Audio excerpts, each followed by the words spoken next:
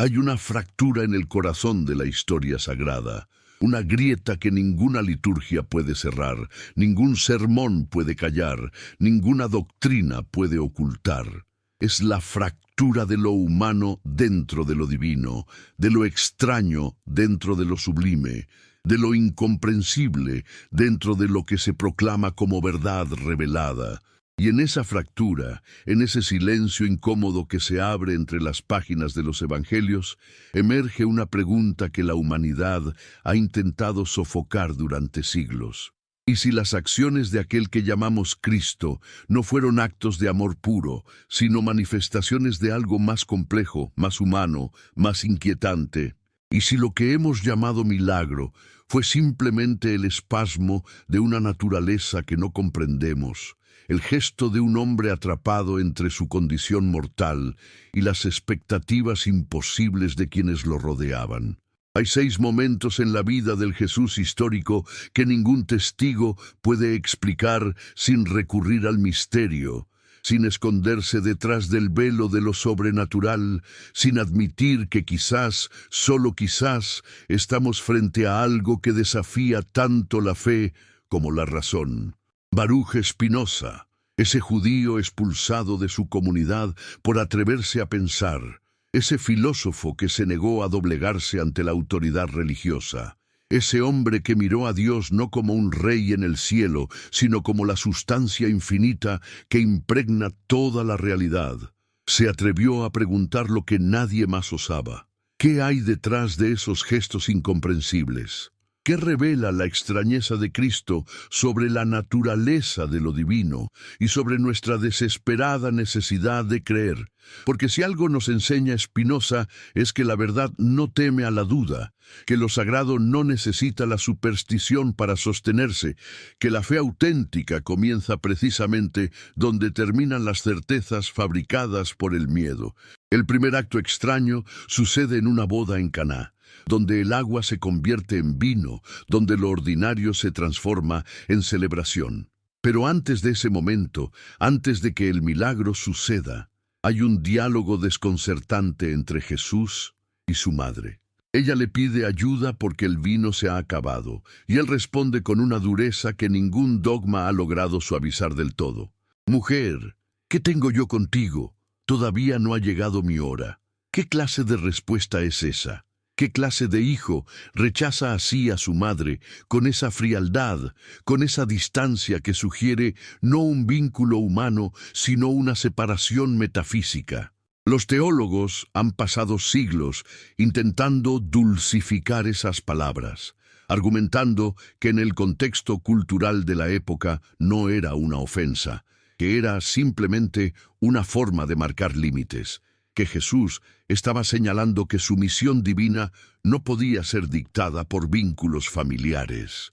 Pero Spinoza nos invita a mirar más profundamente, a no huir de la incomodidad.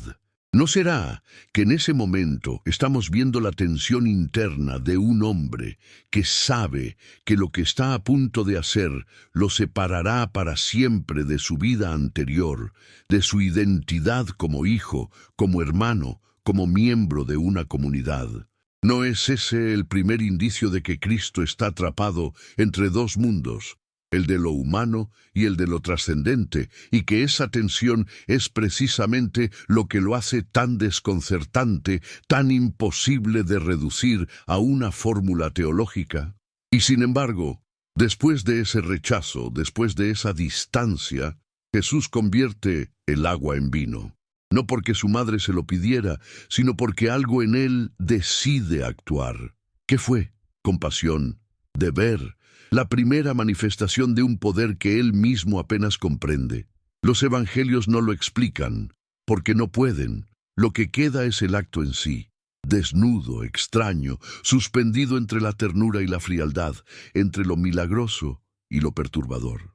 Spinoza diría que aquí no hay misterio divino, sino la expresión de una naturaleza que actúa según sus propias leyes, que no separa lo sagrado de lo profano, porque todo es parte de la misma sustancia infinita. Pero entonces, ¿por qué ese rechazo inicial?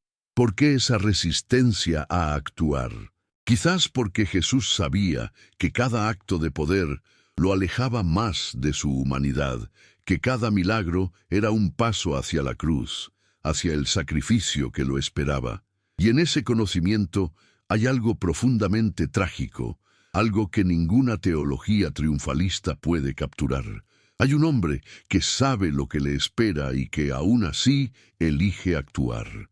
Pero no con alegría, no con certeza divina, sino con la ambigüedad de quien está atrapado en un destino que no eligió completamente. El segundo acto extraño ocurre cuando Jesús se encuentra con la mujer cananea, una extranjera que le suplica que cure a su hija. Y aquí la extrañeza alcanza un nivel que casi ningún sermón menciona, que casi ninguna homilía se atreve a confrontar. Porque Jesús no la recibe con amor, no la abraza con compasión, no le dice que Dios ama a todos por igual. En cambio, la ignora. Camina sin mirarla, sin responderle, mientras ella grita detrás de él pidiendo ayuda. Los discípulos le ruegan que haga algo, que la despache, que termine con ese espectáculo incómodo. Y entonces Jesús habla, pero no para consolarla, sino para excluirla. No he sido enviado sino a las ovejas perdidas de la casa de Israel. ¿Qué clase de Salvador es este que rechaza a quien necesita ayuda por no pertenecer al pueblo elegido? ¿Qué clase de Dios de amor es este que traza fronteras étnicas entre los dignos y los indignos? La mujer insiste, se arrodilla ante él. Y entonces Jesús pronuncia palabras que ninguna interpretación ha logrado suavizar completamente. No está bien tomar el pan de los hijos y echarlo a los perrillos. Perrillos. Llamó perros a los gentiles. Llamó perro a una madre desesperada que solo buscaba salvar a su hija. ¿Cómo reconciliamos esto con la imagen del Cristo misericordioso, del Dios que ama sin condiciones, del Salvador universal? Los teólogos han argumentado que Jesús estaba probando su fe, que era una lección pedagógica, que al final la curó precisamente porque ella demostró humildad y perseverancia. Pero Spinoza nos enseña a no huir de lo incómodo, a no disfrazar la brutalidad con excusas piadosas. Lo que vemos aquí es un hombre que actúa dentro de un contexto cultural específico, que carga con prejuicios de su época, que no es el Salvador universal abstracto que la teología posterior construyó, sino alguien concreto, limitado, atrapado en las contradicciones de su tiempo y de su misión. Y cuando finalmente cede, cuando finalmente cura a la hija de la mujer, lo hace por compasión o porque ha sido vencido en un debate. ¿No es esta una de las escenas más humanas de todo el Evangelio, donde Cristo no aparece como una figura divina inmutable, sino como alguien que puede ser persuadido, que puede cambiar de opinión, que puede reconocer que estaba equivocado? Porque esa es la tercera extrañeza que ningún testimonio puede explicar, que Jesús parece aprender, que parece evolucionar, que no llega al mundo con todas las respuestas perfectamente formadas. En el templo, a los 12 años, discute con los doctores de la ley y los deja asombrados. Pero cuando sus padres lo encuentran después de buscarlo durante 3 días, angustiados, él responde con una pregunta que suena casi cruel. ¿Por qué me buscabais? ¿No sabíais que en los negocios de mi padre me es necesario estar? Como si ellos debieran haberlo sabido, como si el dolor de una madre que busca a su hijo perdido fuera irrelevante ante la misión divina. Y sin embargo, el texto dice que después de eso descendió con ellos y volvió a Nazaret y estaba sujeto a ellos. ¿Qué significa estar sujeto a ellos si ya sabía que su verdadero padre era Dios? ¿Qué significa volver a la sumisión si ya había experimentado su identidad mesiánica? Hay una regresión aquí, un retroceso que sugiere que la conciencia mesiánica de Jesús no fue un conocimiento instantáneo y completo desde la infancia, sino algo que se desarrolló gradualmente, con dudas, con retrocesos, con momentos de confusión. Y esto nos lleva al cuarto acto extraño, quizás el más perturbador de todos. El momento en el jardín de Getsemaní, cuando Jesús suda sangre y le pide a Dios que aparte de él ese cáliz. Padre mío, si es posible, pase de mí esta copa, pero no sea como yo quiero, sino como tú. Aquí, en esta oración desesperada, vemos a un hombre que no quiere morir, que no abraza alegremente su sacrificio, que le ruega a Dios que encuentre otra manera. ¿Dónde está la divinidad omnisciente que sabía desde el principio que todo esto era parte del plan de salvación? ¿Dónde está el Dios hecho hombre que vino precisamente para esto, para morir en la cruz y redimir a la humanidad? Lo que vemos es miedo, angustia, desesperación, un hombre que quiere vivir, que no quiere sufrir, que implora ser liberado de su destino. Los teólogos han dicho que esto demuestra su humanidad plena, que Jesús realmente experimentó el terror de la muerte como cualquier ser humano.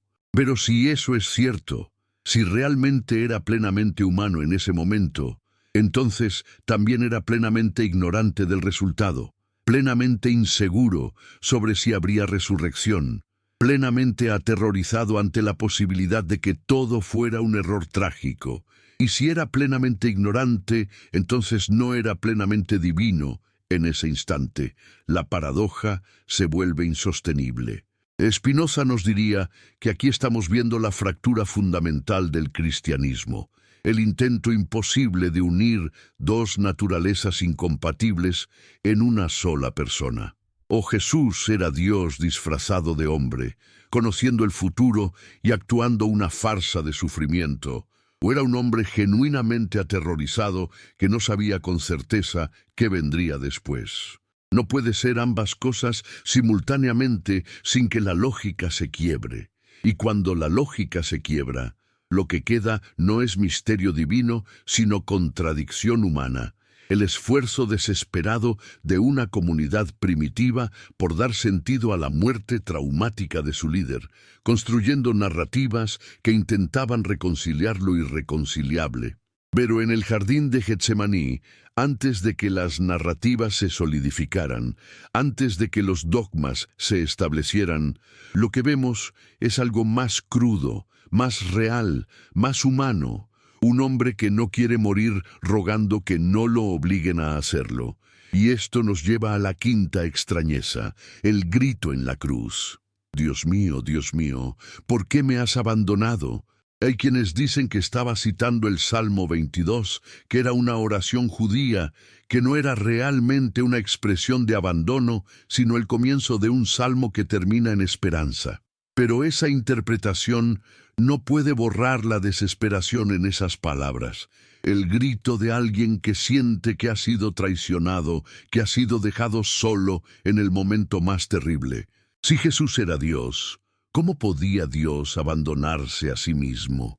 Si era plenamente consciente de que resucitaría en 3 días, ¿por qué ese grito de desolación? ¿No es este el momento más honesto de todo el Evangelio, donde todas las máscaras teológicas se caen, y lo que queda es un hombre muriendo en agonía, sintiendo que todo ha sido en vano, que Dios no va a intervenir, que está completamente solo?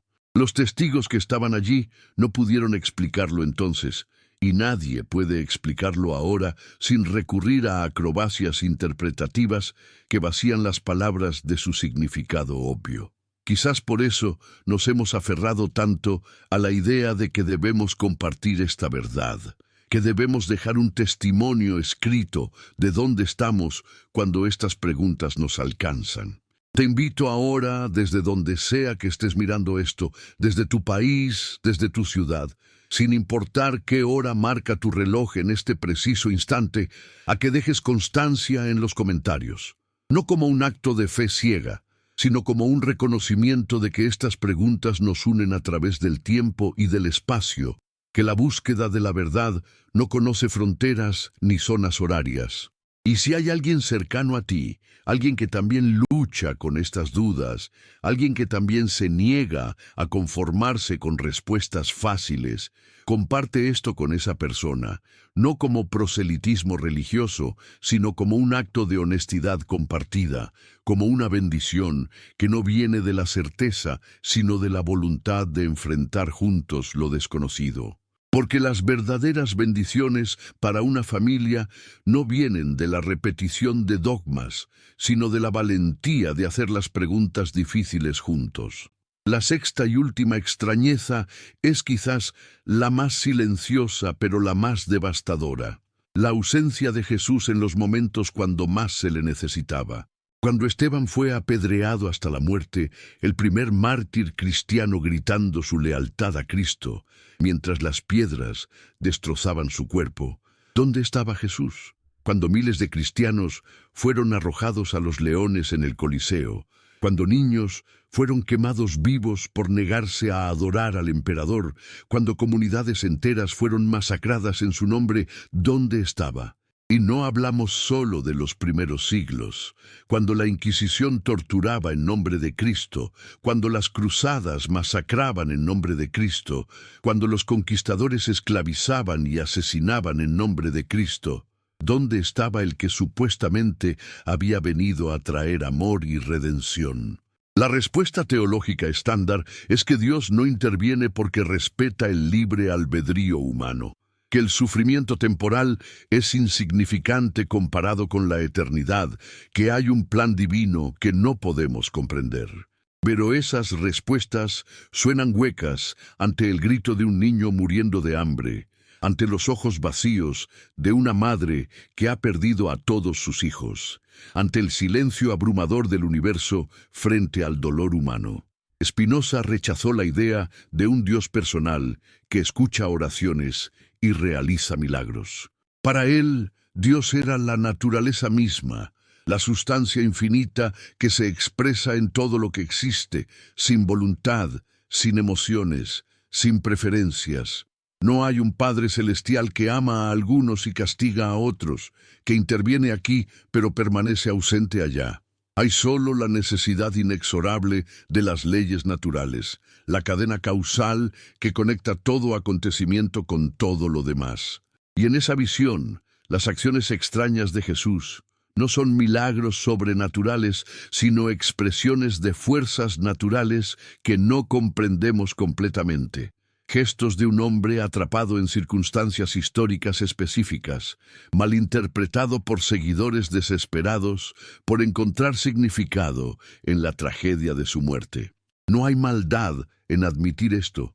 No hay traición a lo sagrado en reconocer que quizás hemos proyectado sobre un predicador judío del siglo I todas nuestras ansiedades, todas nuestras esperanzas, todos nuestros miedos sobre la muerte y el significado. ¿Por qué nos resistimos tanto a esta posibilidad? ¿Por qué la idea de un Jesús plenamente humano, con todas las contradicciones y limitaciones que eso implica, nos parece una amenaza? ¿No será que lo que realmente tememos no es la pérdida de Dios, sino la pérdida de nuestras ilusiones sobre nosotros mismos? La necesidad de enfrentar la vida sin la promesa de que alguien está vigilando, sin la garantía de que el sufrimiento tiene un propósito, sin el consuelo de que seremos recompensados en otra vida por todo lo que soportamos en esta. Spinoza fue excomulgado por atreverse a plantear estas preguntas, expulsado de su comunidad con maldiciones que intentaban borrarlo de la memoria, condenado a vivir en ostracismo por negarse a fingir certezas que no sentía. Pero su pensamiento sobrevivió porque había algo en él que resonaba con una verdad más profunda que cualquier dogma, que la libertad humana comienza cuando dejamos de temer a la verdad, cuando aceptamos vivir sin certezas absolutas, cuando encontramos significado no en promesas de otra vida, sino en la plenitud de esta, la única que realmente tenemos. Las acciones extrañas de Jesús son extrañas precisamente porque resistimos verlas como lo que probablemente fueron. Los actos complejos, contradictorios y profundamente humanos de un hombre excepcional atrapado en un momento histórico imposible. Un hombre que desafió al poder religioso de su época, que predicó compasión en un mundo brutal, que imaginó un reino de justicia cuando todo a su alrededor era opresión. Un hombre que fue malinterpretado, mitificado, divinizado por seguidores que necesitaban convertirlo en algo más que humano para soportar el trauma de su ejecución.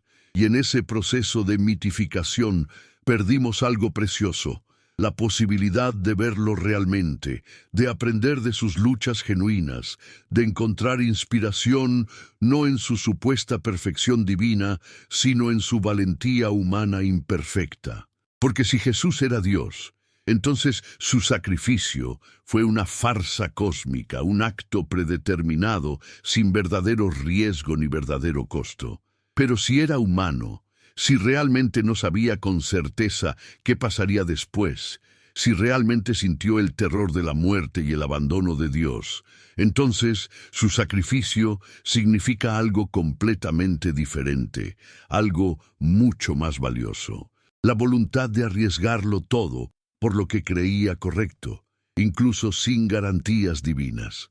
Y aquí llegamos al corazón de la cuestión, al lugar donde la filosofía de Spinoza se encuentra con el misterio de Cristo. ¿Qué significa tener fe en un mundo sin certezas sobrenaturales?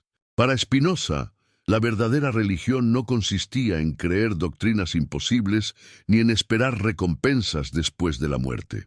Consistía en vivir éticamente aquí y ahora, en tratar a otros con justicia y caridad, no porque un Dios celestial nos lo ordena, sino porque es la expresión natural de nuestra comprensión de que todos somos parte de la misma sustancia infinita, expresiones diferentes de la misma realidad fundamental. Amar al prójimo no es un mandamiento divino arbitrario, sino el reconocimiento de que en un sentido profundo, el prójimo y yo somos uno. Dañar a otro es dañarme a mí mismo. Amar a otro es amarme a mí mismo. No porque seamos todos fragmentos de un Dios personal, sino porque todos somos modos finitos de la misma naturaleza infinita. Esta visión despoja al cristianismo de sus elementos mágicos, de sus promesas de vida eterna, de su sistema de recompensas y castigos cósmicos, pero no lo destruye. Lo transforma en algo potencialmente más poderoso, una ética de la inmanencia, una espiritualidad sin superstición, una forma de vivir que encuentra lo sagrado no en otro mundo sino en este, no en lo sobrenatural sino en lo natural plenamente comprendido y plenamente abrazado. Las acciones extrañas de Jesús, vistas desde esta perspectiva, no son pruebas de su divinidad, sino manifestaciones de su humanidad compleja, intentando navegar las expectativas imposibles que se proyectaban sobre él, tratando de reconciliar su mensaje de amor universal con los prejuicios de su cultura, luchando con el miedo a la muerte mientras se dirigía conscientemente hacia ella. ¿No es esa lucha más inspiradora que la imagen de un Dios disfrazado actuando un papel predeterminado? ¿No nos dice más sobre el coraje humano, sobre la capacidad de trascender nuestros límites, incluso sabiendo que somos mortales y falibles? Cuando Jesús rechaza a su madre en Caná, cuando llama perros a los gentiles, cuando suda sangre en Getsemaní, cuando grita que Dios lo ha abandonado, no estamos viendo fallos en una máscara divina. Estamos viendo la realidad de alguien que intenta ser más de lo que es, que lucha contra sus propias limitaciones, que a veces falla y a veces triunfa, pero que nunca deja de intentar encarnar el ideal imposible de amor perfecto en un mundo imperfecto. Y eso, paradójicamente, lo hace más divino en el sentido espinosista, más conectado con la realidad fundamental de la existencia, más expresivo de lo que significa ser plenamente humano, más cercano a esa sabiduría que reconoce que no hay separación entre lo sagrado y lo profano, entre carne y espíritu, entre Dios y naturaleza. Los testigos que presenciaron estos actos extraños no pudieron explicarlos porque estaban atrapados en las categorías de su tiempo, en la división entre lo natural y lo sobrenatural, en la necesidad de ver milagros donde quizás solo había acontecimientos inusuales, pero naturales. No tenían las herramientas conceptuales que Spinoza desarrollaría siglos después, las ideas que permitirían ver que lo extraordinario no requiere suspensión de las leyes naturales, que lo sagrado no necesita magia, que lo divino no está separado de lo material, sino profundamente entrelazado con él. Y nosotros, herederos de 2000 años de elaboración teológica, de concilios que definieron ortodoxias y condenaron herejías, de dogmas que se solidificaron hasta volverse inquebrantables, también estamos atrapados, quizás incluso más que los testigos originales, porque ellos al menos tenían la frescura de la experiencia directa, la confusión honesta de quien no sabe qué ha presenciado. Nosotros tenemos la pesada carga de las interpretaciones establecidas, el peso de las instituciones que nos dicen qué debemos creer, el miedo de ser excluidos si nos atrevemos a dudar. Pero la duda no es el enemigo de la fe. La duda es el comienzo de la fe auténtica, el momento en que dejamos de repetir lo que nos han dicho y empezamos a buscar nuestra propia comprensión. Spinoza lo sabía. Por eso pagó el precio que pagó. Por eso vivió el resto de su vida en relativo aislamiento, rechazado por judíos y cristianos por igual, considerado peligroso por todos aquellos cuyo poder dependía de que la gente no pensara demasiado profundamente. Pero su legado sobrevivió porque hay algo irreprimible en el impulso humano hacia la verdad, algo que no puede ser silenciado permanentemente por amenazas de excomunión o promesas de paraíso. Y en cada generación hay quienes se niegan a conformarse, quienes miran las acciones extrañas de Cristo y se preguntan honestamente, ¿qué pasó realmente allí? ¿Qué podemos aprender si dejamos de lado la necesidad de que todo confirme nuestras creencias previas? Porque ese es el verdadero milagro, si acaso hay alguno, que después de 2 milenios de dogma y persecución, de guerras religiosas y divisiones sectarias, de incontables intentos de controlar el significado de Cristo, las preguntas siguen vivas. Las contradicciones siguen ahí, en los textos, resistiendo todos los esfuerzos de armonización. Los actos extraños siguen siendo extraños, negándose a encajar perfectamente en ningún sistema teológico. Y quizás eso es exactamente como debe ser. Quizás la función de estas extrañezas no es ser explicadas, sino mantenernos en un estado de búsqueda perpetua, recordándonos que la verdad es más grande que cualquier formulación doctrinal, que lo sagrado es más vasto que cualquier ritual, que Dios, si existe, es infinitamente más complejo que cualquier imagen que podamos construir. Spinoza nos enseña que amar a Dios es comprenderlo, y comprender a Dios es comprender la naturaleza, y comprender la naturaleza requiere abandonar las ilusiones, las proyecciones antropomórficas, las fantasías de un Padre Celestial que premia y castiga según nuestro comportamiento. Requiere enfrentar el universo como realmente es, vasto, indiferente a nuestros deseos individuales, pero también maravilloso en su complejidad, lleno de belleza y terror, operando según leyes que podemos estudiar y comprender, pero nunca manipular con oraciones. Y en ese universo, Jesús no es un interventor sobrenatural, sino un maestro humano de una sabiduría que todavía estamos tratando de asimilar. Que el amor es más fuerte que el odio, que la compasión es más sabia que el juicio, que la justicia debe extenderse a todos, no porque un Dios lo ordena, sino porque todos estamos conectados en la misma red de existencia. Estas verdades no necesitan milagros para ser verdaderas.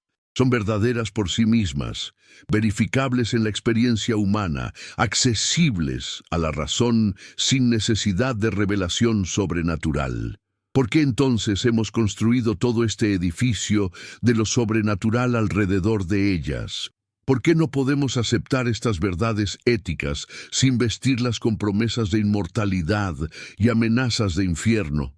Spinoza argumentaría que es por miedo, que es porque no confiamos en que las personas hagan lo correcto a menos que las asustemos con castigos eternos o las sobornemos con recompensas celestiales. Pero esa visión de la humanidad es profundamente cínica. Y la historia de las religiones organizadas demuestra que el miedo al castigo divino no ha hecho a las personas más éticas, sino más hipócritas, más dispuestas a racionalizar sus crueldades como voluntad de Dios, más capaces de cometer atrocidades en nombre del amor. Los actos más monstruosos de la historia humana han sido frecuentemente perpetrados por personas absolutamente seguras de que Dios estaba de su lado, de que estaban cumpliendo un mandato divino, de que sus víctimas merecían su destino. La certeza religiosa, lejos de hacernos más morales, nos ha hecho más peligrosos, porque elimina la duda que nos haría detenernos y reconsiderar, que nos haría preguntarnos si quizás estamos equivocados, si quizás estamos causando daño en nombre del bien. Las acciones extrañas de Jesús nos recuerdan que incluso aquellos que consideramos más sagrados fueron humanos, falibles, capaces de dureza y compasión, de certeza y duda, de grandeza y limitación. Y en vez de disminuir su valor, esto lo aumenta. Porque si podemos inspirarnos en alguien que fue divino desde el principio, sin lucha, sin crecimiento, sin el riesgo real de fracaso, entonces esa inspiración es hueca. Pero si podemos inspirarnos en alguien que fue humano como nosotros, que luchó con las mismas dudas y miedos que nosotros, que a veces fracasó en vivir a la altura de sus propios ideales, pero siguió intentándolo, entonces esa inspiración tiene peso real. Entonces podemos decirnos a nosotros mismos, si Él pudo hacer eso siendo humano, quizás yo también puedo. Si Él pudo encontrar el coraje de enfrentar la muerte injusta por defender lo que creía correcto, quizás yo puedo encontrar el coraje de enfrentar los desafíos menores de mi propia vida. Si Él pudo trascender los prejuicios de su cultura, aunque no perfectamente, aunque con retrocesos, quizás yo también puedo trabajar en trascender los míos. Esta es la verdadera buena noticia, el verdadero evangelio que ha sido oscurecido por capas de mitología, que lo divino no está separado de lo humano, que la trascendencia es posible sin magia, que podemos vivir vidas significativas y éticas sin necesidad de creer en lo imposible.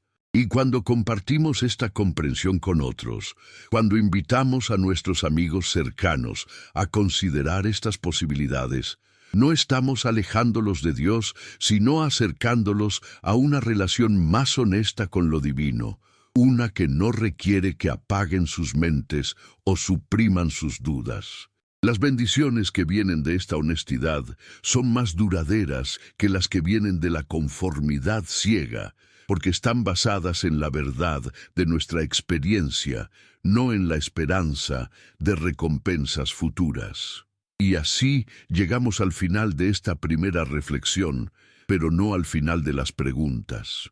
Porque si las acciones de Jesús son tan extrañas, tan resistentes a la explicación, tan llenas de contradicciones, ¿qué nos dice eso sobre las instituciones que se han construido en su nombre?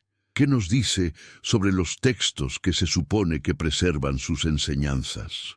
¿Qué nos dice sobre nuestra capacidad de conocer la verdad histórica sobre un hombre que vivió hace 2000 años en una sociedad radicalmente diferente, cuyos testimonios fueron escritos décadas después de su muerte por personas que nunca lo conocieron directamente, en un idioma diferente al que él habló, con agendas teológicas que moldearon cada palabra que escribieron? Estas son las preguntas que exploraremos a continuación, descendiendo más profundamente en el abismo entre fe y razón, entre historia y mitología, entre el Jesús de la historia y el Cristo de la fe. Porque Spinoza nos enseñó que la verdad no teme al escrutinio, que lo sagrado no se debilita cuando lo examinamos críticamente, que solo las ilusiones requieren que dejemos de pensar.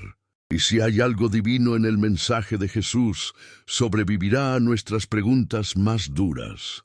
Y si no sobrevive, entonces nunca fue divino en primer lugar, solo humano, lo cual es suficiente, más que suficiente, porque lo humano en su plenitud es maravilloso y terrible, capaz de crueldad inimaginable y belleza insuperable, y no necesita ser otra cosa para merecer nuestra atención, nuestro respeto, nuestra búsqueda continua de comprensión.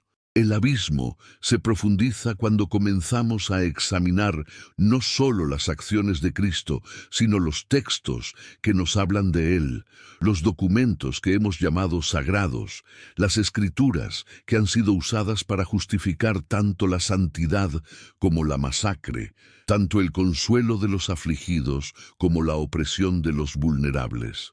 Spinoza dedicó gran parte de su obra más controversial, el Tratado Teológico Político, a analizar precisamente esto: la naturaleza de las Escrituras, cómo fueron compuestas, quién las escribió realmente, con qué propósitos, bajo qué circunstancias históricas. Y lo que descubrió, o más bien lo que se atrevió a decir en voz alta cuando otros solo lo susurraban en privado, fue que estos textos no son el producto de revelación divina directa, sino de procesos humanos complejos, compilaciones de tradiciones orales, ediciones múltiples, interpolaciones posteriores, todo moldeado por las necesidades políticas y teológicas de las comunidades que los produjeron. ¿Por qué esta revelación es tan amenazadora? ¿Por qué la Iglesia ha resistido con tanta ferocidad cualquier análisis crítico de los textos sagrados? ¿No será que el poder institucional de la religión organizada depende precisamente de mantener la ilusión de que estos documentos cayeron del cielo completamente formados, sin intervención humana, perfectos e inerrables? Pero los propios textos delatan sus orígenes humanos. Los evangelios, esos 4 relatos de la vida de Jesús que forman el núcleo del Nuevo Testamento, están llenos de contradicciones que ninguna armonización puede resolver completamente. ¿Dónde nació Jesús exactamente? Mateo y Lucas dicen Belén, pero sus genealogías de José son completamente diferentes, trazando linajes incompatibles. Marcos y Juan nunca mencionan un nacimiento virginal, comenzando sus relatos con Jesús ya adulto. ¿Cuándo fue crucificado? Los evangelios sinópticos dicen un día, Juan dice otro. ¿Qué fueron sus últimas palabras en la cruz? Cada evangelio ofrece una versión diferente. ¿Quién fue al sepulcro la mañana de la resurrección? El número y los nombres de las mujeres varían de evangelio a evangelio. ¿Qué encontraron allí? Las descripciones del encuentro con ángeles o figuras angelicales difieren significativamente. ¿A quién se apareció Jesús primero después de resucitar? Nuevamente, las cuentas divergen. Estas no son diferencias triviales de detalle. Son inconsistencias fundamentales en los eventos centrales de la narrativa cristiana. Y sin embargo, durante siglos, los creyentes han sido entrenados para no verlas, o para explicarlas como diferentes perspectivas que se complementan, como si el número de mujeres en el sepulcro fuera una cuestión de perspectiva y no de hecho observable. Spinoza argumentaría que esta negación de lo obvio es precisamente lo que el poder religioso requiere. La voluntad de sus seguidores de creer contradicciones manifiestas, de aceptar lo imposible, de suprimir su razonamiento crítico en nombre de la fe. Porque una vez que has aceptado creer A y no A simultáneamente, una vez que has aprendido a llamar misterio sagrado a lo que es simplemente contradicción lógica, entonces estás completamente a merced de cualquier autoridad que te diga qué creer. Has renunciado a tu capacidad de juzgar por ti mismo. Has entregado tu autonomía intelectual a cambio de la promesa de certeza y salvación. ¿Por qué los evangelios difieren tanto entre sí? Porque fueron escritos por autores diferentes, en lugares diferentes, para audiencias diferentes, con propósitos teológicos diferentes. Marcos, probablemente el más antiguo, presenta un Jesús urgente, secreto, casi demasiado humano, terminando abruptamente con mujeres huyendo del sepulcro vacío, sin decir nada a nadie, aterrorizadas. Los finales más largos de Marcos, que aparecen en algunas Biblias, fueron añadidos posteriormente por escribas que sintieron que este final era demasiado abrupto, demasiado perturbador, que necesitaba ser suavizado con apariciones de resurrección y comisiones misioneras. Mateo toma a Marcos y le añade material. Nacimiento virginal, Sermón del Monte, énfasis en que Jesús cumple profecías del Antiguo Testamento, intentando convencer a una audiencia judía de que este crucificado era realmente el Mesías prometido. Lucas, escribiendo para gentiles, presenta un Jesús más universal, más compasivo con los marginados, con mujeres prominentes en la narrativa, con énfasis en la misericordia y el perdón. Juan, el más tardío, es completamente diferente. Un Jesús cósmico que existía desde antes de la creación, que habla en largos discursos místicos sobre luz y vida, con casi ningún contenido en común con los otros tres evangelios. Estas diferencias no son accidentales. Son el resultado de 4 comunidades cristianas primitivas, diferentes, intentando articular quién era Jesús y qué significaba su muerte y supuesta resurrección para ellos. Cada comunidad moldeó la historia según sus necesidades, sus contextos, sus conflictos internos y externos. Y cuando finalmente, siglos después, la Iglesia institucional decidió qué evangelios incluir en el canon y cuáles rechazar como heréticos, eligieron precisamente estos 4 a pesar de sus contradicciones, creando un texto sagrado que contiene múltiples visiones incompatibles de Cristo que han sido fuente de división y conflicto desde entonces. Los cristianos han estado peleando sobre cuál es el verdadero Jesús durante 2000 años, precisamente porque el Nuevo Testamento mismo presenta múltiples Jesuses que no pueden ser reconciliados completamente. Spinoza vio esto claramente.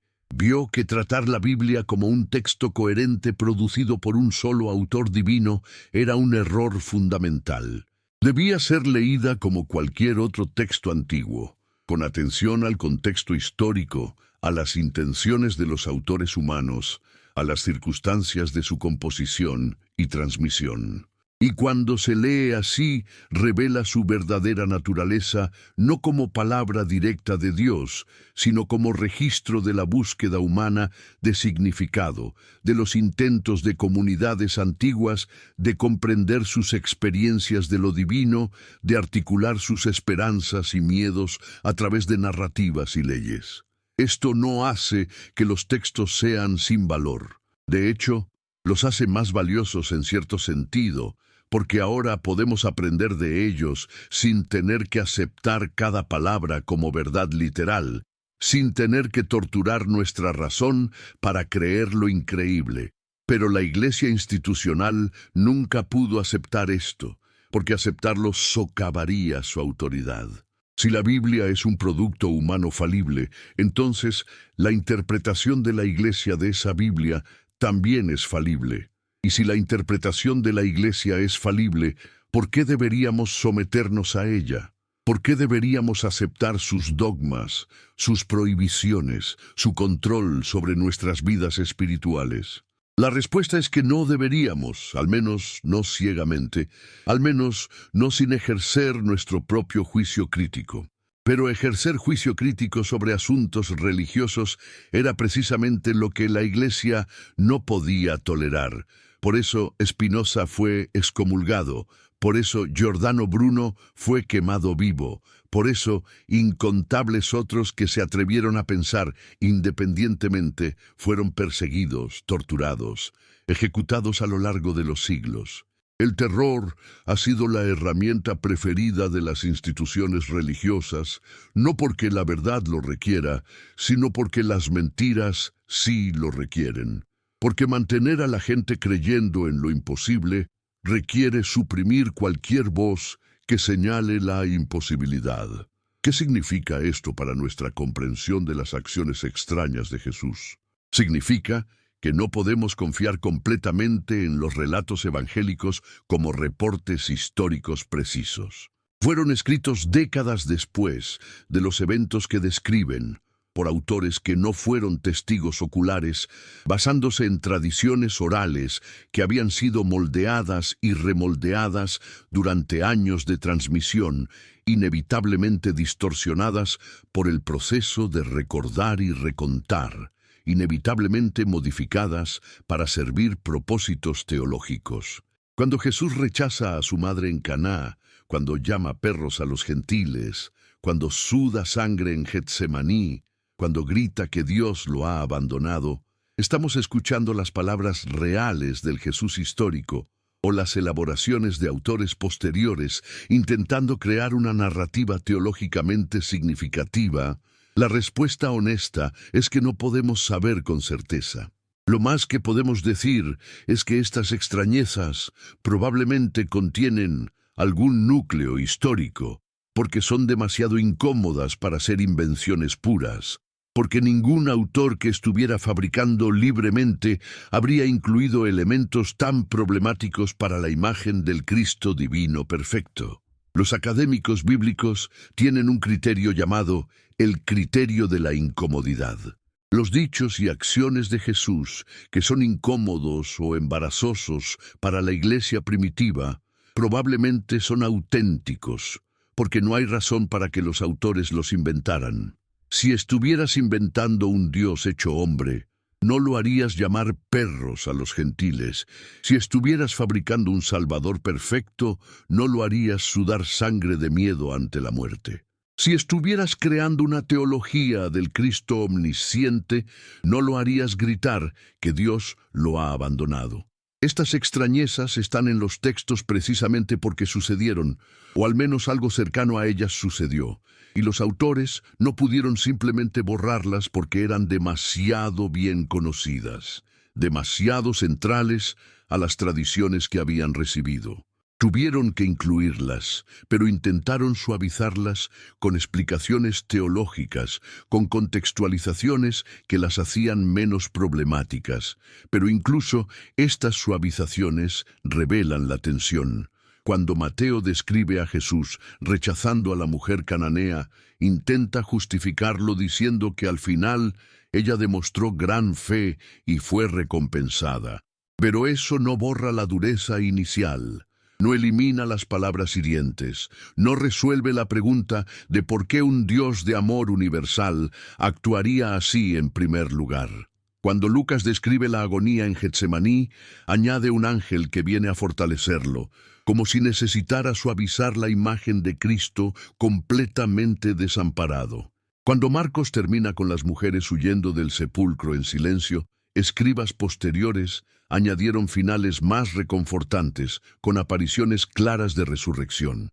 Pero estas ediciones y adiciones son visibles para cualquiera que mire críticamente, revelando el proceso humano de construcción teológica, el esfuerzo continuo de hacer que la historia encaje en categorías que resistan la disonancia cognitiva. Spinoza llamaría a esto superstición. El proceso de añadir elementos fantásticos a eventos naturales, de interpretar fenómenos ordinarios como milagros, de proyectar significados teológicos sobre circunstancias históricas. Y la superstición, argumentaba, es el enemigo de la verdadera religión, porque sustituye la comprensión racional con fantasía, porque alimenta el miedo en lugar de la sabiduría, porque hace que las personas dependan de autoridades externas en lugar de desarrollar su propio entendimiento. La verdadera religión para Spinoza consiste en justicia y caridad, en tratar a otros con bondad, no porque un texto sagrado lo ordena, sino porque la razón revela que es la forma correcta de vivir. Y esta religión racional no necesita milagros, no necesita profecías sobrenaturales, no necesita promesas de vida después de la muerte. Es suficiente en sí misma, verificable en la experiencia, accesible a cualquiera que piense claramente sobre qué tipo de vida conduce al florecimiento humano. ¿Por qué entonces hemos construido todo este aparato de lo milagroso? Spinoza argumentaría que es porque los líderes religiosos aprendieron temprano que controlar el acceso a lo sagrado era una forma de poder. Si solo ciertos sacerdotes pueden interpretar los textos sagrados, si solo ciertos rituales pueden otorgar gracia divina, si solo ciertas creencias pueden salvar del infierno, entonces tienes un sistema de control social extraordinariamente efectivo. Las personas harán casi cualquier cosa para asegurar su salvación eterna, tolerarán casi cualquier abuso de poder si creen que es necesario para evitar el tormento eterno. Y los líderes religiosos han explotado este miedo con eficacia devastadora a lo largo de los siglos, acumulando riqueza y poder mientras predican pobreza y humildad, viviendo en opulencia mientras exigen sacrificio de sus seguidores, protegiendo abusadores dentro de sus filas, mientras condenan pecados sexuales menores afuera. La historia del cristianismo institucional está manchada con sangre de inquisiciones y cruzadas, con el oro de indulgencias y diezmos obligatorios, con la miseria de mujeres quemadas como brujas y niños abusados por sacerdotes protegidos por la jerarquía. Y todo esto se ha hecho en nombre de Jesús, en nombre de ese predicador judío que desafió a las autoridades religiosas de su época, que volcó las mesas de los cambistas en el templo, que comía con prostitutas y recaudadores de impuestos, que dijo que sería más fácil para un camello pasar por el ojo de una aguja que para un rico entrar al reino de los cielos. ¿Cómo llegamos de ese radical mensaje de justicia social y compasión universal a los palacios del Vaticano, a televangelistas en jets privados, a megaiglesias que predican el evangelio de la prosperidad, mientras sus congregantes luchan con deudas? La respuesta es que el mensaje fue traicionado sistemáticamente por instituciones que descubrieron que había más poder en el miedo que en el amor. Más control en la superstición que en la razón, más beneficio en mantener a las personas ignorantes y asustadas que en educarlas y empoderarlas. Spinoza vio esto y por eso fue tan peligroso para las autoridades religiosas de su época. No porque atacara a Dios, sino porque atacaba las instituciones que afirmaban hablar por Dios, porque desenmascaraba los mecanismos de poder escondidos detrás del lenguaje de lo sagrado, porque demostraba que podías tener una vida ética y espiritual profunda sin someterte a la autoridad de rabinos o sacerdotes. Su filosofía era esencialmente democrática en sus implicaciones. Si todos podemos usar nuestra razón para comprender la naturaleza de la realidad, si todos tenemos acceso directo a lo divino a través del estudio y la contemplación, entonces no necesitamos intermediarios, no necesitamos una clase sacerdotal que medie entre nosotros y Dios. Esta idea era revolucionaria en el siglo XVII y sigue siendo amenazante para las instituciones religiosas hoy, porque socava su razón de ser, cuestiona su monopolio sobre lo sagrado.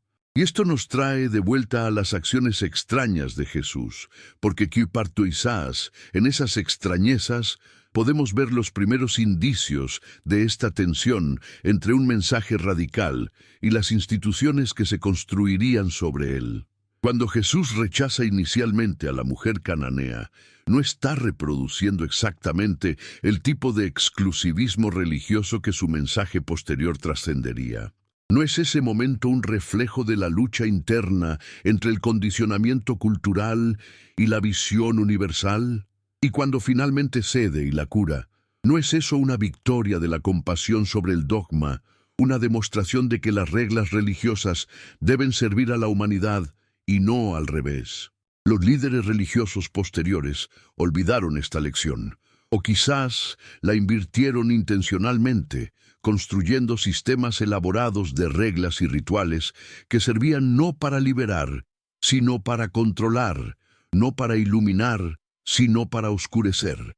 La segunda acción extraña que debemos examinar más profundamente es la maldición de la higuera. Es un episodio tan bizarro, tan aparentemente mezquino, que muchos cristianos modernos ni siquiera lo conocen, a pesar de que aparece en los evangelios sinópticos. Jesús tiene hambre, ve una higuera a la distancia con hojas, se acerca esperando encontrar fruto, pero no hay ninguno, porque no es la temporada de higos. Y entonces, en lugar de simplemente seguir su camino, maldice el árbol, diciendo que nunca más nadie comerá fruto de él. Al día siguiente, los discípulos ven que el árbol se ha secado completamente desde las raíces. ¿Qué clase de comportamiento es este? Castigar a un árbol por no tener fruto fuera de temporada. Usar poder divino para destruir vida vegetal inocente por frustración personal. Los comentaristas han contorsionado la interpretación durante siglos intentando hacer que esto tenga sentido teológico, que el árbol representaba a Israel que no dio fruto espiritual, que era una parábola actuada sobre el juicio venidero, que demostraba el poder de la fe. Pero ninguna de estas explicaciones elimina la extrañeza fundamental del acto. Spinoza nos invitaría a considerar la posibilidad más simple, que Jesús, hambriento y frustrado, tuvo un momento de ira irracional, que era humano, sujeto a las mismas emociones que todos experimentamos, capaz de reacciones desproporcionadas cuando está cansado o estresado. Esto no lo hace menos admirable como maestro ético, pero sí lo hace menos creíble como Dios omnisciente y perfectamente amoroso. Un Dios no tendría hambre, no se frustraría, no castigaría irracionalmente. Pero un hombre sí, incluso un hombre excepcional, incluso un profeta visionario. Y quizás el verdadero problema no es que Jesús tuviera estos momentos de humanidad ordinaria, sino que hemos insistido en convertirlo en algo que nunca afirmó ser, en proyectar sobre él una divinidad que él mismo parece haber rechazado, cuando alguien lo llamó Maestro Bueno, y respondió, ¿por qué me llamas bueno? Nadie es bueno sino solo Dios. Esa es otra de las extrañezas que rara vez se examina seriamente. El Jesús de los evangelios sinópticos parece no considerarse a sí mismo Dios. Ora a Dios como a otro separado. Dice que el Padre es mayor que él. Afirma que hay cosas que ni siquiera él sabe, como el día del juicio final, que solo el Padre conoce. Llama a Dios mi Dios, incluso desde la cruz. ¿Cómo reconciliamos esto con la doctrina de la Trinidad, con la idea de que Jesús es plenamente Dios y plenamente hombre simultáneamente?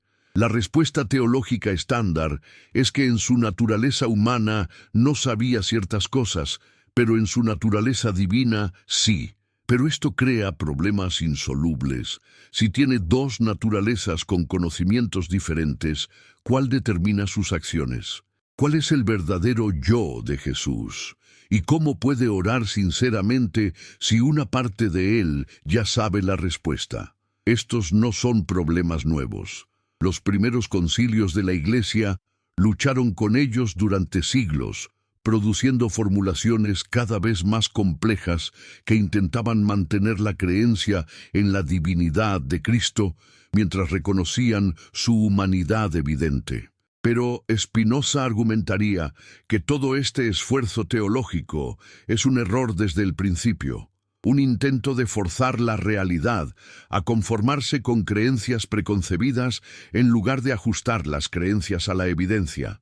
Si la evidencia sugiere que Jesús fue un maestro humano excepcional que nunca afirmó ser Dios, ¿por qué no aceptar simplemente eso? ¿Por qué insistir en doctrinas que requieren acrobacias lógicas para mantener? La respuesta, nuevamente, tiene que ver con el poder institucional. Una iglesia construida sobre la adoración de un maestro humano, por más sabio que fuera, no tendría la misma autoridad que una iglesia construida sobre la adoración del Dios encarnado. Si Jesús era solo humano, entonces su interpretación de su mensaje también es solo humana, sujeta a error, abierta a desafío. Pero si Jesús era Dios, entonces quienes afirman hablar en su nombre participan de esa autoridad divina, y cuestionarlos se convierte en cuestionar a Dios mismo. Esta es la verdadera función de la doctrina de la divinidad de Cristo. No expresar una verdad metafísica sobre la naturaleza de Jesús, sino establecer la autoridad incuestionable de la Iglesia. Y una vez que ves esto, una vez que reconoces el juego de poder detrás de la teología, es difícil volver a verlo de la misma manera. No estamos hablando de misterios divinos que trascienden la razón humana. Estamos hablando de construcciones humanas diseñadas para servir intereses humanos muy específicos, principalmente el interés de aquellos en posiciones de autoridad religiosa, de mantener su poder sobre las mentes y las vidas de sus seguidores. ¿Por qué la Iglesia teme tanto a la razón? ¿Por qué ha resistido históricamente cada avance del pensamiento crítico, cada descubrimiento científico que desafía sus cosmologías, cada método de análisis textual que revela los orígenes humanos de sus escrituras sagradas? Porque la razón es el enemigo de la superstición, y la superstición es la base del poder eclesiástico. Un pueblo que piensa por sí mismo, que examina críticamente las afirmaciones de autoridad, que exige evidencia antes de creer, es un pueblo imposible de controlar mediante el miedo al infierno o las promesas del cielo. Es por eso que Spinoza era tan peligroso, por eso tuvo que ser silenciado, excomulgado, convertido en un ejemplo para otros que pudieran estar tentados a seguir su camino de investigación racional. El contenido específico de sus ideas era menos amenazante que el método mismo de pensamiento que representaba. La aplicación de la razón a lo que se había declarado fuera de los límites de la razón, el rechazo a aceptar, es un misterio, como respuesta a preguntas legítimas. Y las preguntas que Spinoza planteó sobre la Biblia siguen siendo relevantes, siguen siendo incómodas, siguen sin ser respondidas satisfactoriamente por la teología ortodoxa. Si Moisés escribió el Pentateuco, ¿cómo pudo incluir el relato de su propia muerte? Si los evangelios son testimonios de testigos oculares, ¿por qué difieren tanto en detalles cruciales? Si el Espíritu Santo guió la selección del canon bíblico, ¿por qué diferentes tradiciones cristianas tienen cánones diferentes? ¿Por qué los católicos incluyen libros que los protestantes rechazan como apócrifos? ¿Por qué los etíopes tienen libros que ninguna otra tradición considera canónicos? Si la Biblia es la palabra inerrante de Dios, ¿cuál versión? ¿La hebrea? ¿La griega? ¿La latina? ¿Las traducciones modernas que difieren entre sí en pasajes significativos? Estas preguntas no tienen buenas respuestas dentro del marco de la inerrancia bíblica, pero tienen respuestas perfectamente buenas cuando reconocemos que estamos tratando con textos humanos producidos en contextos históricos específicos, transmitidos imperfectamente a través de siglos de copias manuscritas, traducidos con agendas teológicas, editados por comunidades con intereses particulares. La séptima acción extraña de Jesús, aunque raramente se cuenta como tal, es su aparente aceptación de la esclavitud. En todas sus enseñanzas, en todas sus parábolas, nunca condena la institución de la esclavitud. Usa la relación amo-esclavo como metáfora para la relación entre Dios y la humanidad sin cuestionarla. Pablo, escribiendo en nombre de la tradición cristiana primitiva, le dice a los esclavos que obedezcan a sus amos, que acepten su condición como parte del orden establecido por Dios. Durante siglos, los propietarios de esclavos cristianos usaron estos pasajes para justificar la esclavitud, argumentando que si Jesús y los apóstoles la aceptaron, debe ser moralmente permisible. ¿Cómo es posible que el Hijo de Dios, la encarnación del amor perfecto, no dijera una palabra contra una de las instituciones más crueles de la historia humana? ¿Cómo podía predicar amor al prójimo mientras aceptaba tácitamente un sistema que trataba a los seres humanos como propiedad? Los apologistas argumentan que Jesús vino a salvar almas, no a reformar estructuras sociales, que su reino no era de este mundo, que el cambio espiritual eventualmente conduciría a cambio social. Pero esta respuesta es profundamente insatisfactoria, especialmente cuando consideramos que Jesús sí desafió otras normas sociales de su época. Comía con pecadores, tocaba a leprosos, hablaba con mujeres en público, violaba reglas del sábado. ¿Por qué desafiar las convenciones de pureza ritual, pero no la institución de la esclavitud? La respuesta más honesta es que Jesús era un producto de su tiempo, limitado por las categorías morales disponibles en su contexto cultural. No podía imaginar un mundo sin esclavitud de la misma manera que no podía imaginar democracia moderna o derechos humanos universales. Esto no lo hace malvado, pero sí lo hace humano, finito, incapaz de la perspectiva moral omnisciente que esperaríamos de un ser divino. Y esto plantea una pregunta más grande sobre la naturaleza de la moralidad. Si obtenemos nuestra moral de textos sagrados escritos hace miles de años, ¿cómo podemos progresar moralmente más allá de lo que esos textos contemplan? Los cristianos modernos rechazan la esclavitud, a pesar de que la Biblia no la condena. Aceptan la igualdad de las mujeres, a pesar de que Pablo les dice que se callen en las iglesias. Afirman derechos humanos que no tienen base en las Escrituras. Esto demuestra que nuestra moral no viene realmente de los textos sagrados, sino de nuestra razón moral en evolución, de nuestra creciente comprensión de lo que significa tratar a otros con dignidad y respeto. Los textos sagrados siguen este desarrollo moral, siendo reinterpretados en cada generación para alinearse con los valores morales contemporáneos, no al revés. Pero si admitimos esto, si reconocemos que nuestra brújula moral viene de nosotros mismos y no de revelación divina, entonces la autoridad de las Escrituras se colapsa. Ya no podemos usarlas como un código legal divino que nos dice cómo vivir. En su lugar, se convierten en documentos históricos que registran los intentos de comunidades antiguas de vivir éticamente dentro de sus contextos limitados. Spinoza argumentó precisamente esto, que la ética no requiere revelación divina, que podemos derivar principios morales del estudio de la naturaleza humana y de las condiciones necesarias para el florecimiento humano.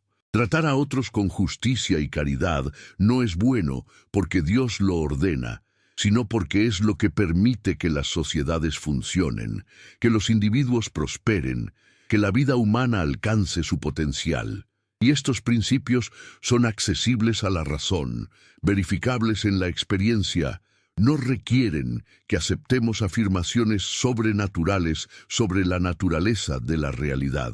Esta es la verdadera amenaza de la filosofía de Spinoza, que hace que la religión revelada sea innecesaria para vivir una vida buena y significativa.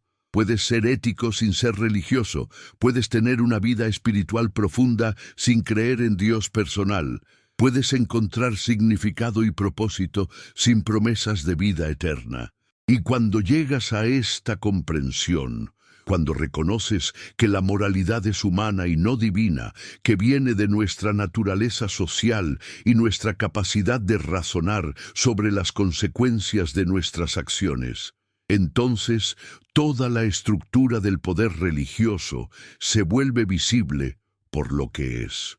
Un sistema de control basado en afirmaciones falsas sobre el conocimiento privilegiado de la voluntad divina. Los sacerdotes no tienen acceso especial a verdades morales que el resto de nosotros no podemos alcanzar. Los textos sagrados no contienen sabiduría ética que la razón humana no puede descubrir. Los rituales religiosos no nos hacen más morales. Todo esto es teatro, performance diseñada para mantener el poder de una clase sacerdotal sobre una laicidad que ha sido convencida de que no puede confiar en su propio juicio moral sin guía divina. ¿No será que la verdadera fe comienza cuando las certezas se quiebran?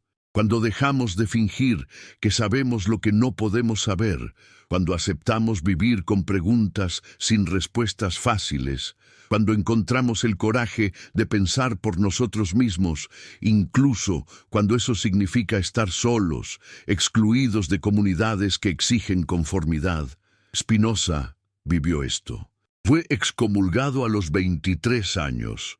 Cortado de todo lo que había conocido, declarado muerto para su familia y su comunidad. Y sin embargo, continuó pensando, escribiendo, desarrollando una filosofía que eventualmente transformaría el pensamiento occidental, aunque no vivió para ver su impacto. Vivió modestamente, puliendo lentes para ganarse la vida, rechazando ofertas de posiciones académicas que habrían requerido que censurara sus ideas, muriendo joven de una enfermedad pulmonar probablemente causada por el polvo de vidrio que inhaló en su trabajo. Pero murió libre, intelectualmente íntegro, fiel a su búsqueda de la verdad, incluso cuando eso significaba sacrificar todo lo demás. ¿Cuántos de nosotros tenemos ese coraje? ¿Cuántos estamos dispuestos a seguir nuestro razonamiento hasta donde nos lleve, incluso si nos lleva lejos de las creencias que nos consolaban, de las comunidades que nos sostenían, de las certezas que hacían que el mundo pareciera menos aterrador? Es más fácil conformarse, repetir los credos, fingir que las contradicciones no existen o que son misterios sagrados más allá de nuestro entendimiento. Es más cómodo pertenecer, ser parte de una tradición que se extiende siglos atrás, sentir que estás conectado con algo más grande que tú mismo, pero esa comodidad tiene un precio. La renuncia de tu autonomía intelectual, la supresión de tus dudas, la traición a tu propia capacidad de razonar. Y esto nos lleva a la octava acción extraña de Jesús, su silencio. Su silencio ante Pilato cuando es acusado, su silencio ante Herodes que quería verlo realizar un milagro, su silencio sobre tantas cosas que importan. ¿Por qué no dejó escritos propios?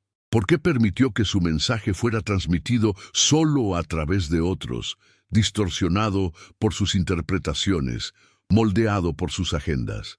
Si realmente era Dios encarnado con un mensaje esencial para la salvación de la humanidad, ¿por qué no aseguró que ese mensaje fuera preservado con precisión?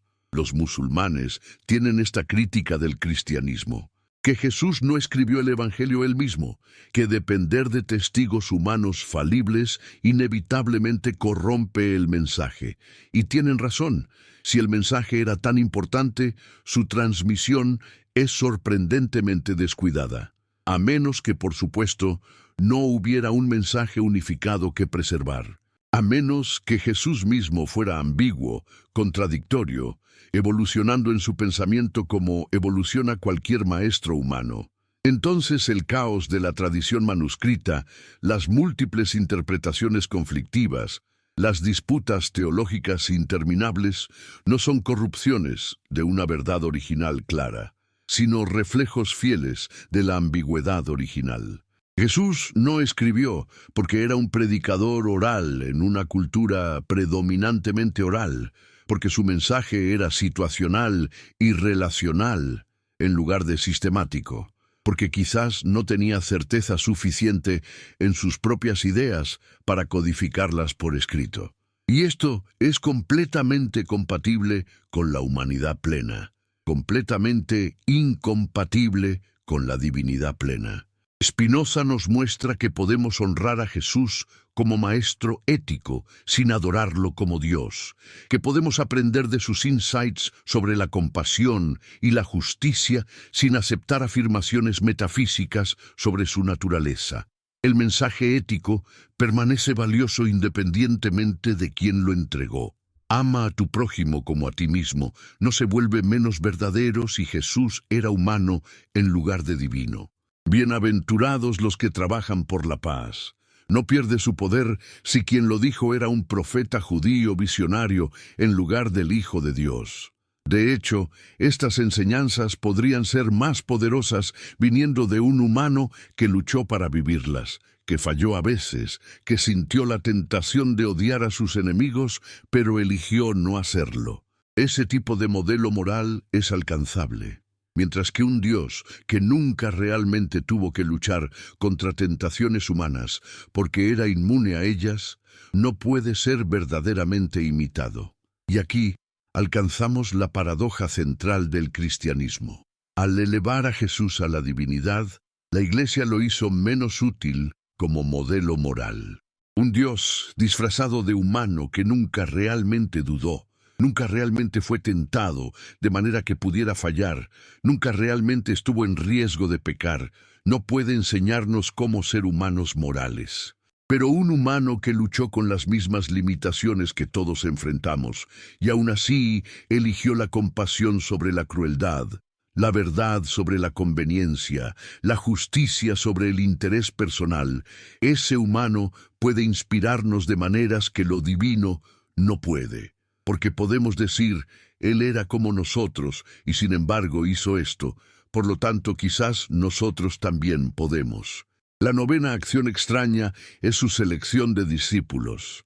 12 hombres, ninguna mujer, a pesar de que las mujeres claramente formaban parte importante de su movimiento, financiándolo, siguiéndolo, siendo las primeras testigos de la resurrección según los evangelios. ¿Por qué ninguna mujer entre los 12? La respuesta obvia es que Jesús era un producto de una cultura patriarcal que no habría aceptado mujeres en posiciones de autoridad religiosa. Pero si era Dios, ¿por qué conformarse con las limitaciones culturales? ¿Por qué no desafiar el patriarcado directamente al incluir mujeres entre los líderes?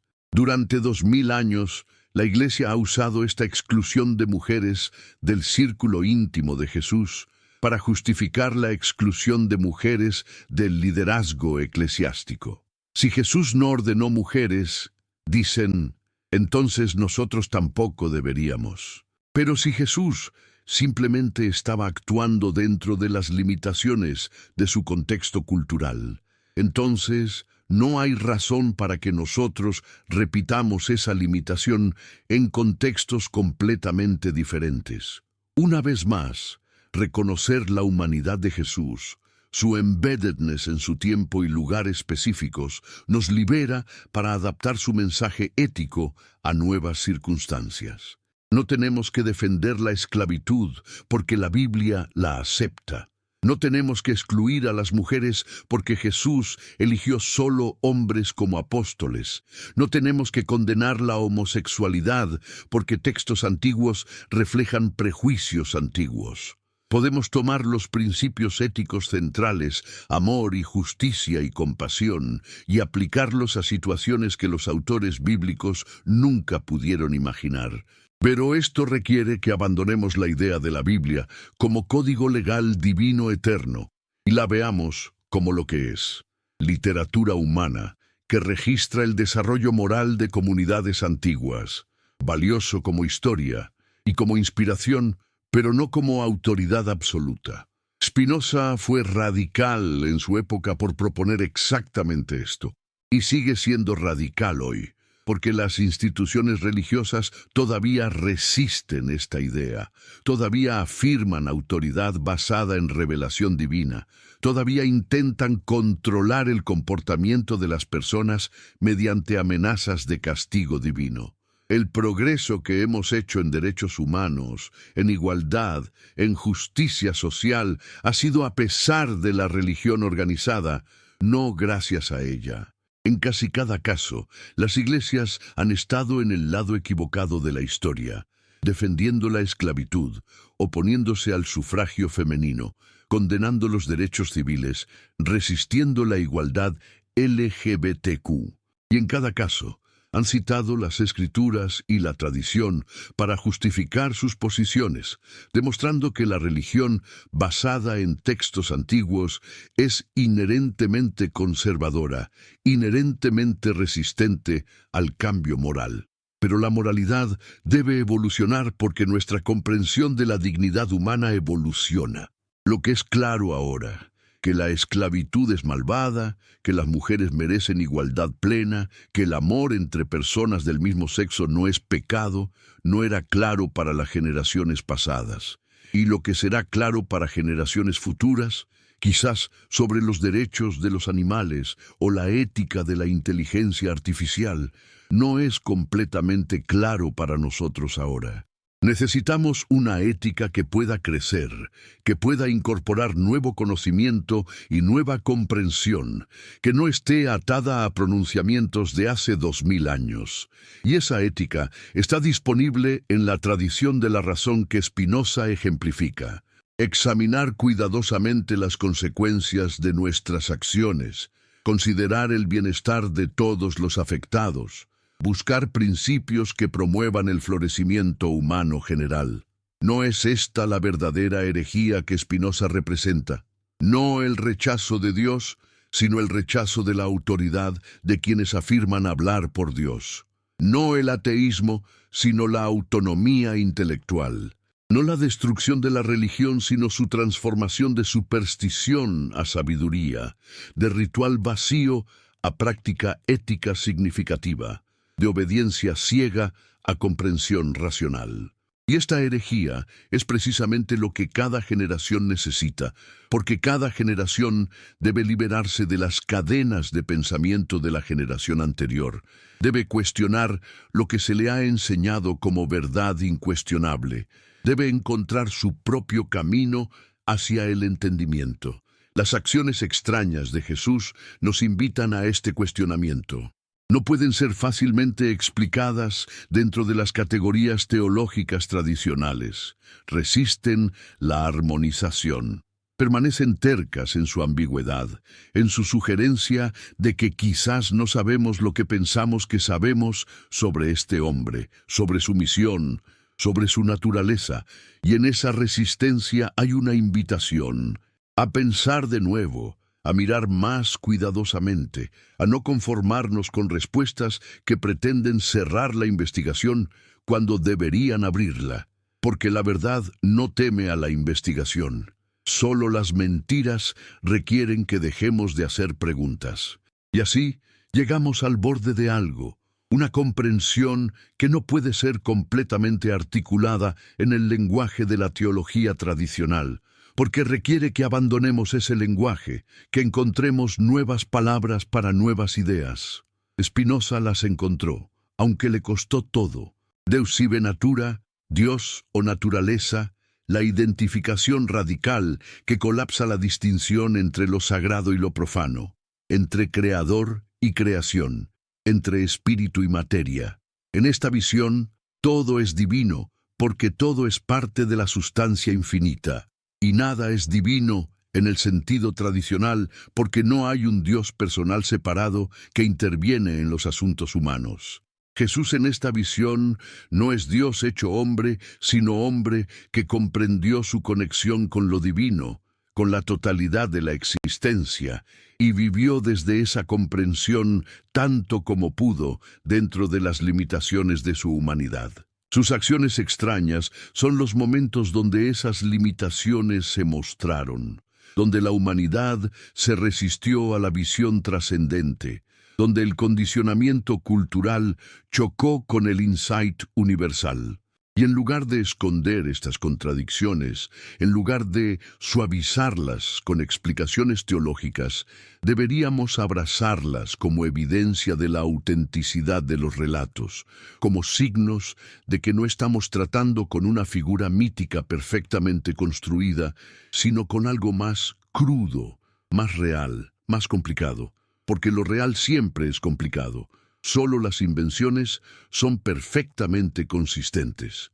Y en esta complicación, en esta resistencia a la explicación fácil, Hay una invitación continua a participar en el proceso de construcción de significado, a no ser consumidores pasivos de verdades entregadas, sino buscadores activos de comprensión.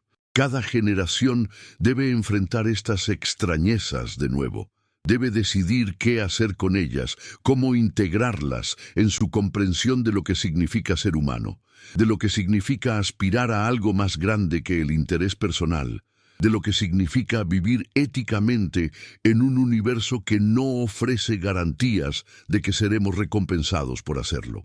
Y en ese enfrentamiento repetido, en esa lucha continua con textos antiguos y preguntas eternas, quizás hay algo valioso que preservar de la tradición religiosa, no como verdad revelada, sino como parte de una conversación humana más grande sobre significado y moralidad que se extiende a través de los siglos. Pero solo si estamos dispuestos a participar honestamente, solo si podemos soltar la necesidad de certeza, solo si podemos vivir con ambigüedad y contradicción, sin huir hacia respuestas falsas que pretenden resolverlo todo.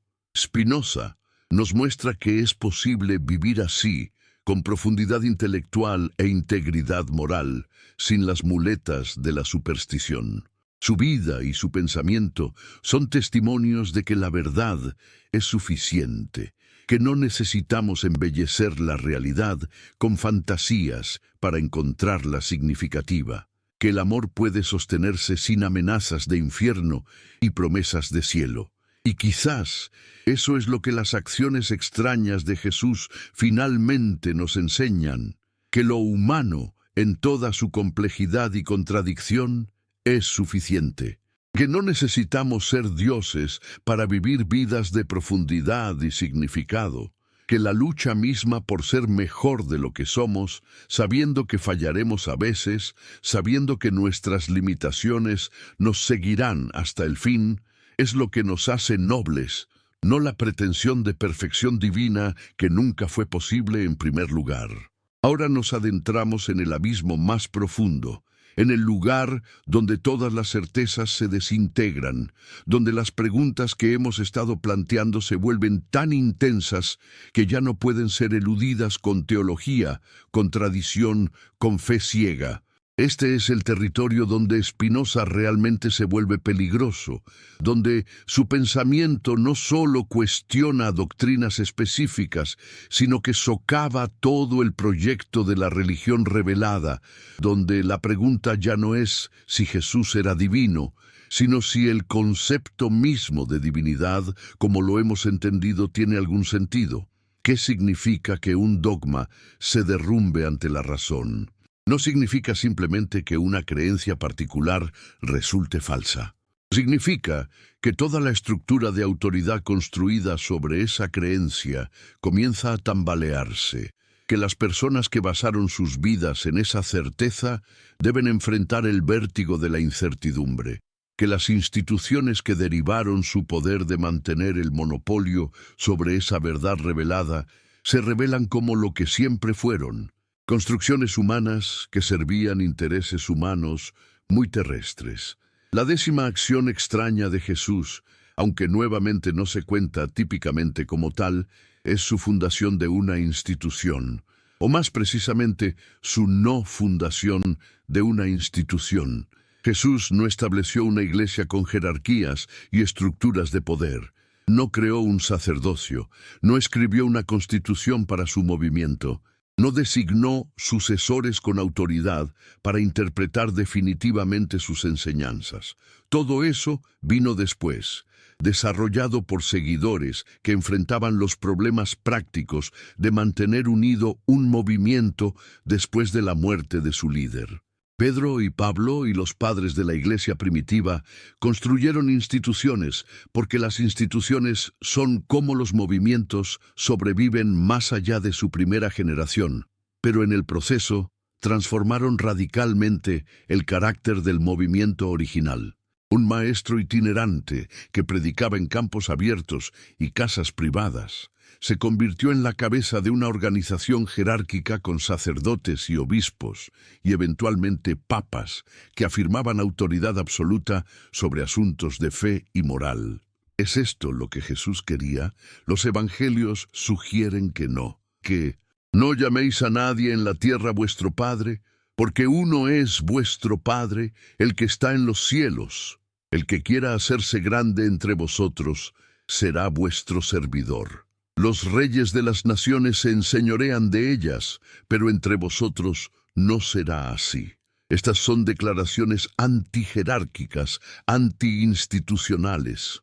Y sin embargo, en su nombre se construyó una de las estructuras de poder más elaboradas de la historia humana, con títulos y vestimentas y ceremonias que rivalizaban con los imperios terrenales que supuestamente rechazaba. Los papas comenzaron a ser llamados Santo Padre, exactamente lo que Jesús dijo que no hicieran. Los obispos comenzaron a gobernar sobre vastos territorios con poder secular además de espiritual. La Iglesia acumuló riquezas masivas mientras predicaba pobreza. Y todo esto se justificó citando las supuestas palabras de Jesús a Pedro.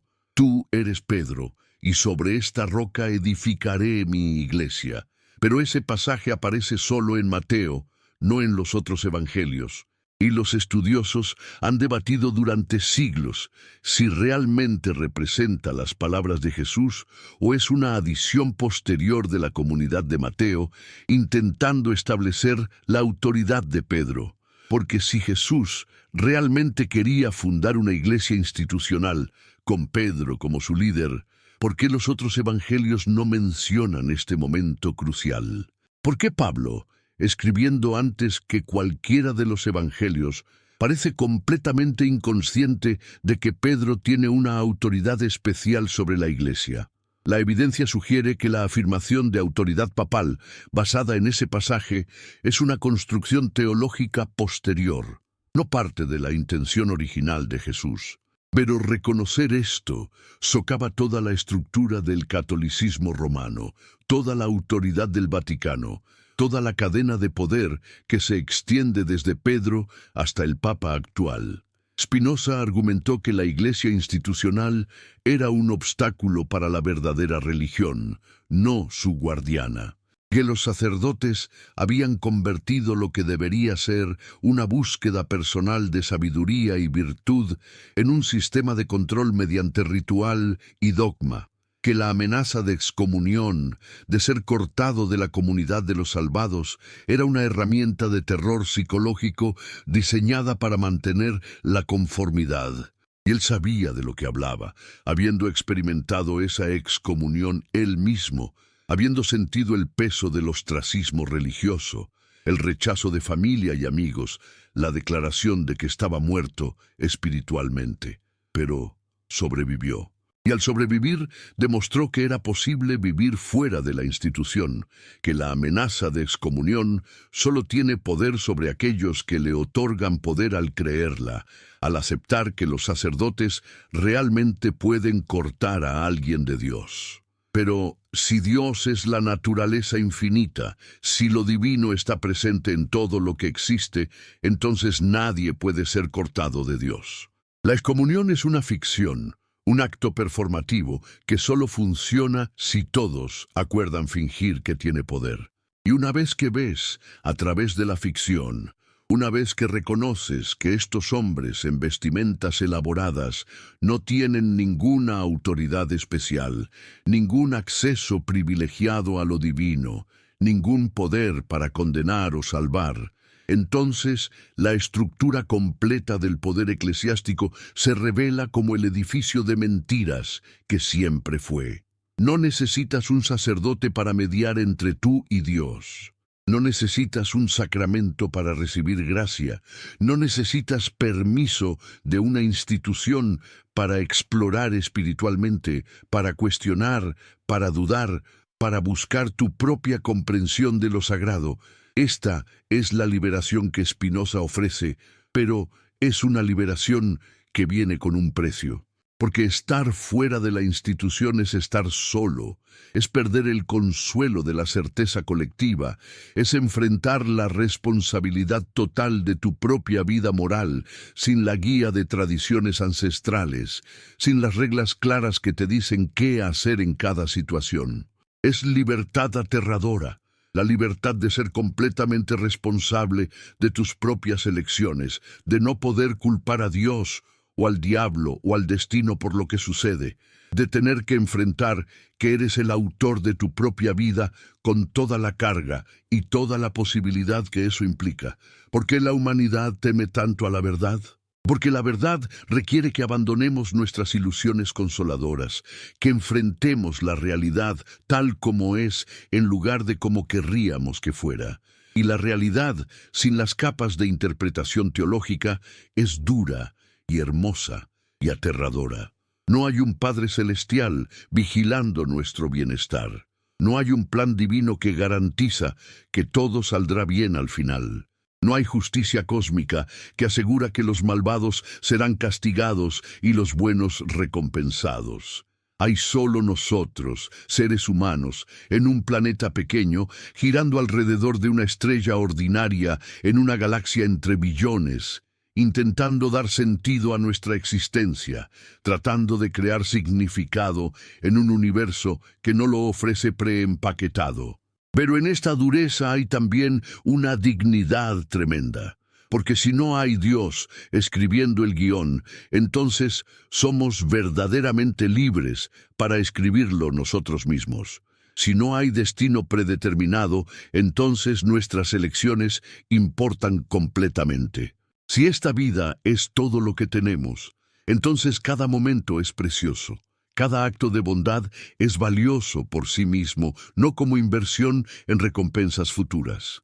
Spinoza llamó a esto el amor intellectualis Dei, el amor intelectual de Dios, la comprensión de nuestra conexión con la totalidad de la existencia que trae una alegría que no depende de circunstancias externas, que no puede ser quitada por el sufrimiento o la muerte, porque está basada en la comprensión de nuestra naturaleza verdadera como modos de la sustancia infinita. Esto suena abstracto, pero es profundamente práctico. Significa vivir con atención plena a la interconexión de todo, reconocer que tus acciones afectan a otros, que el bienestar de otros está vinculado a tu propio bienestar, que dañar la naturaleza es dañarte a ti mismo, porque no estás separado de ella. Significa encontrar alegría no en la acumulación de posesiones o en la dominación de otros, sino en la comprensión, en la contemplación, en los actos de bondad que expresan tu naturaleza verdadera. Significa aceptar la muerte no como un enemigo a ser vencido, sino como parte del ciclo natural de existencia, devolviendo los elementos que componían temporalmente tu cuerpo a la totalidad de la que vinieron. Las acciones extrañas de Jesús, vistas desde esta perspectiva espinosista, se convierten en momentos donde vislumbramos esta comprensión en formación, donde un humano excepcional está alcanzando hacia algo que apenas puede articular con las herramientas conceptuales disponibles en su cultura. Cuando rechaza a su madre en Caná, está luchando con desprenderse de apegos familiares para servir algo más grande. Cuando finalmente se vuelve y ayuda a la mujer cananea, está trascendiendo sus propios prejuicios culturales para reconocer la humanidad común que comparte con todos. Cuando suda sangre en Getsemaní, está enfrentando el terror existencial que todos debemos enfrentar, la aniquilación de todo lo que somos, y cuando grita que Dios lo ha abandonado, está experimentando lo que Spinoza diría es imposible. Dios no puede abandonar nada porque Dios es todo, pero en ese momento de máximo sufrimiento, la ilusión del Dios personal separado se desmorona y lo que queda es el vacío aterrador de la existencia sin consolación sobrenatural. Pero luego, según las narrativas, viene la resurrección. ¿Qué hacemos con eso? Spinoza sería claro. Si entendemos por resurrección la reanimación literal de un cadáver, Entonces no sucedió, porque eso violaría las leyes naturales que no pueden ser violadas. Dios no hace milagros en el sentido de intervenir para suspender las leyes de la naturaleza, porque Dios es esas leyes. Dios es la naturaleza. No hay un legislador externo que pueda decidir hacer excepciones. Pero entonces, ¿qué fueron las experiencias de resurrección reportadas en los evangelios? Alucinaciones colectivas, visiones místicas, elaboraciones míticas de algo menos dramático, probablemente alguna combinación. Los discípulos, traumatizados por la crucifixión de su maestro, desesperados por encontrar significado en su muerte brutal, experimentaron lo que interpretaron como encuentros con él. En estados de dolor intenso, en momentos de oración fervorosa, sus mentes crearon experiencias de su presencia. Y estas experiencias fueron reales para ellos, psicológicamente reales, espiritualmente significativas, incluso si no fueron eventos físicos objetivos. Y de estas experiencias surge una comprensión que el amor, que la verdad, que la justicia no pueden ser matadas, que puedes crucificar el cuerpo, pero no puedes destruir las ideas, los valores, la influencia que una vida vivió. En este sentido, Jesús resucitó en la comunidad de sus seguidores, en la continuación de su mensaje, en el movimiento que eventualmente transformaría el mundo occidental. Esto no es resurrección literal, pero es una forma de inmortalidad genuina. Las ideas de Sócrates sobrevivieron su ejecución. Las ideas de Spinoza sobrevivieron su excomunión y su muerte temprana. Y las ideas de Jesús sobrevivieron su crucifixión. Esto es lo que significa realmente que la verdad no puede ser enterrada para siempre. No que los cuerpos literalmente se levanten de las tumbas, sino que los insights genuinos sobre cómo vivir, sobre qué importa, sobre qué significa ser humano, sobreviven a aquellos que los articulan.